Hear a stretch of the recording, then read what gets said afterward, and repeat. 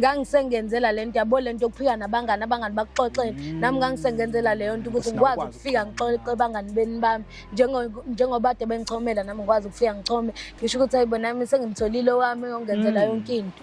So kwenze ekungenzeleni kwakhe yonke into ubuvagina bami bagcina buthathwa yena.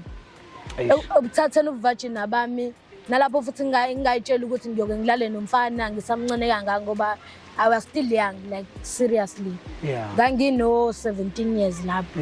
Ngangisemncane kakhulu ethatha ubuvagina bami.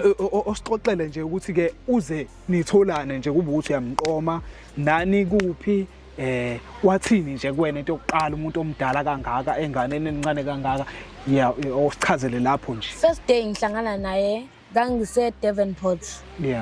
Futhi nalapho hayi ukuthi sahlangana eDevonport eqaleni kungibona kwakhe se Devonport so wayengilandela kahle kahle.